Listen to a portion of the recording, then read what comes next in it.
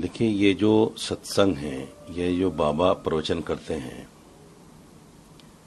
ये अंधभक्ति फैलाते हैं, इसमें कोई दो राय नहीं है।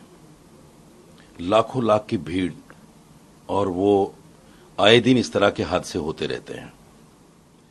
मेरा मानना यह है कि हिंदू धर्म के जितने भी अनुयायी हैं या जितने भी उनके मानने वाले हैं, इस तरह के कार्यक्रमों पर पाबंदी लगनी चाहिए। जो लाखों लाख की भीड़ जमा हो जाती है, उससे दो नुकसान हैं। बाबाओं के तो फायदे हो रहे हैं, बाबाओं की तो चांदी है। बाबा तो एक एक प्रवचन का 15 लाख 20 लाख लेता है, लेकिन लोगों का माल, लोगों की जान और लोगों का टाइम, तीनों चीज बर्बाद हो रही हैं। इसलिए सरकार ऐसा कोई प्रावधान इसका करे कि आए लोग, एक तो बाबा अच्छा देख कर आए कि कौन अच्छा है कौन बुरा। जो आदमी चाहता है वो खड़ा होकर प्रवचन देना शुरू कर देता है और लोगों की भीड़ उसमें आहिस्ता आहिस्ता आहिस्ता आहिस्ता लगनी शुरू हो जाती है। सोशल मीडिया का जमाना है, उसकी वजह से वो अपना प्रचार प्रसार करता है और लोग इकट्ठे होते हैं। सरकार को चाहिए कि इसका एक सीमित दायरा तय करे। यहाँ 50 लोग या 100 लोग इकट्ठे हो सकते हैं, यह हजारों लाखों की भीड़ इकट्ठी नहीं होनी चाहिए। इससे माल भी बचेगा, जान भी बचेगी और आदमियों का टाइम भी बचेगा।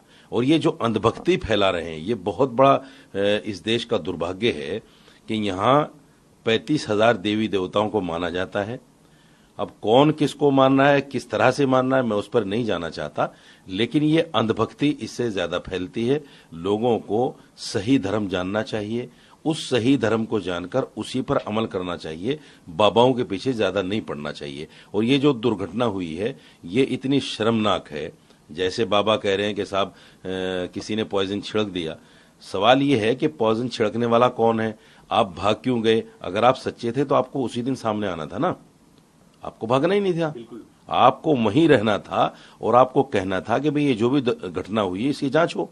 उसी दिन कहते आप ये बात, आज कह रहे हैं आप इस बात को, जब आपके सामने और 10 तरह की चीजें लोगों ने समझाई होंगी, बताई होंगी, और पता नहीं बहरहाल क्या सेटिंग हुई होगी सरकार से या किसी और से। जो भी सेटिंग हुई है, सेटिंग के बाद ये सारी चीजें सामने आ रही हैं। इसलिए मेरा मानना है, देखिए कितने लोग बाबा जो है जेल में हैं। इनमें होता क्या है, इन सत्संगों में, इन प्रवचनों में दुष्कर्म भी होते हैं। कई बाबा जेल में है, राम रहीम है, आशाराम है, और चिमियानंद का क्या मामला हुआ था। बहुत सारे बाबा इस तरह के इन कांडों में रहते हैं। क्योंकि ये जो देखिए, इस्लाम में और हिंदू धर्म में एक फर्क ये है कि हमारे यहाँ ऐसा नहीं है कि आदमी बिना शादी करे अपना जीवन व्यापन कर ले। शादी इंसान के लिए जरूरी है, उसकी बहुत सारी तमन्नाएं, इच्छाएं दिल में हैं, जो हैं वो इंसानियत के तौर पर है, क्योंकि हम इंसान हैं, हमारे अंदर इनबिल्ड हैं ये चीजें। हम कहें जी हम तो शादी नहीं कर रहे हैं, हम तो बाबा हैं, भक्ति में लीन हैं, और फिर इस तरह के कर्मकांड सामने आते हैं। तो सरकार को चाहिए इन तमाम चीजों को ध्यान में रखते हुए इस भीड़ को इकट्ठा ना होने दे, इसका एक सीमित दायरा तय करे।